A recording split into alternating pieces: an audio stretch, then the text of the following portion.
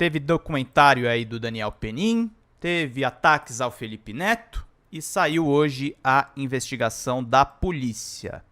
Reviravolta no caso Choquei, tá, gente? Que não é o caso Choquei, é o caso da Jéssica Canedo, que infelizmente ela tirou a própria vida. Vamos entender aqui pela reportagem do jornal O Globo.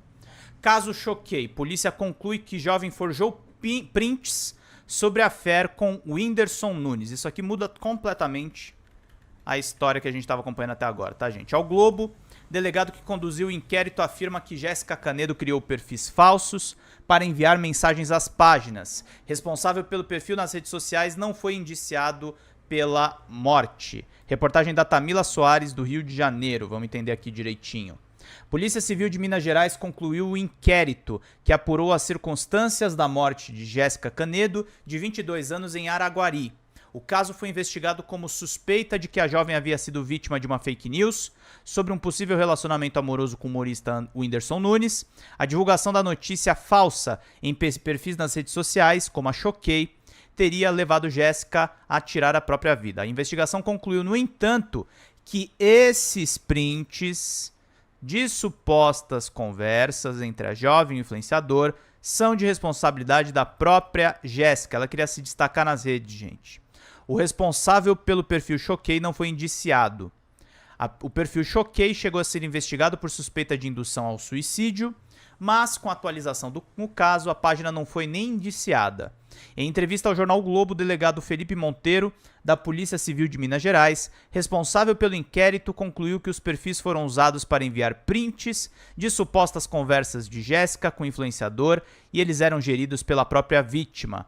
Nós identificamos os 3 perfis de onde teriam sido originadas as notícias no suposto envolvimento e a partir desses 3 perfis nós pedimos quebras de sigilo e apuramos que os dados de criação e os dados de acesso aos perfis no período de dezembro de 22 e de 23, quando as notícias foram divulgadas. Eles todos reportavam a própria jovem, tanto os dados de criação como, por exemplo, telefone, endereço de e-mail, como também dados de acesso a perfis, IP, endereço de acesso de IP, tudo remetia à própria jovem. Então, por isso que a gente concluiu que foi ela criadora e divulgadora de tudo, contou Monteiro ao jornal o Globo. Entramos em contato com algumas páginas que haviam recebido as notícias e elas identificaram os perfis de onde originaram as notícias sobre o possível affair com o Whindersson. E a partir desses perfis, nós quebramos os dados cadastrais e sigilo de acesso de IP desses perfis e todos os dados apontavam para a própria Jéssica, detalhou o advogado. Munidos dessas informações, os agentes concluíram que de fato houve um incentivo a esse tipo de ação, mas por parte de outro jovem de 18 anos da cidade de Rio das Ostras, no Rio de Janeiro. Ela foi identificada pela polícia e indiciada pelo crime de instigação a esse tipo de coisa. Durante a investigação, nós apuramos que teve uma única pessoa que diretamente instigou ela a isso, que foi essa jovem do Rio de Janeiro, que foi indiciada pelo crime do artigo 122 do Código Penal, contou Monteiro ao jornal O Globo. De acordo com a legislação brasileira, a pena para uma pessoa com participação comprovada em instigar isso aí pode variar de 2 a 6 anos de prisão. Em caso de consumação em tentativa com lesão corporal de natureza grave, o tempo de reclusão é de 3 anos. Relembre o caso, em 18 de dezembro de 2023, uma simulação de trocas de mensagens entre Whindersson e Jéssica foram compartilhados por páginas com grande alcance nas redes sociais, com destaque para Choquei, que acumula mais de 6 milhões de seguidores, no X, o antigo Twitter. O destaque da notícia fez com que uma campanha de ódio contra a jovem fosse intensificada na internet. Depois de prestar esclarecimentos à polícia, Rafael Souza, dono do portal, a página publicou uma nota sobre a morte dela. Foram fornecidas provas sobre o fato gerador da notícia falsa, que foi publicada originalmente por outro perfil e republicada posteriormente pela Choquei, e foram disponibilizadas imagens de diálogos que mostram os procedimentos adotados assim que a falsidade foi descoberta, como a retirada imediata do conteúdo falso republicado, dizia a publicação. O perfil afirmou ainda que passa por um profundo processo de reavaliação interna dos métodos adotados, visando a implementação de filtros e códigos de conduta para evitar que episódios dessa natureza voltem a acontecer. Choquei saiu da política, tá, gente? A Choquei hoje só posta notícia de celebridades. E porque o caso teve danos reais. Mas aí eu pego o questionamento que eu fiz lá no DCM hoje, tá, queridos? E a extrema-direita que pegou a Choquei pra atacar o governo Lula?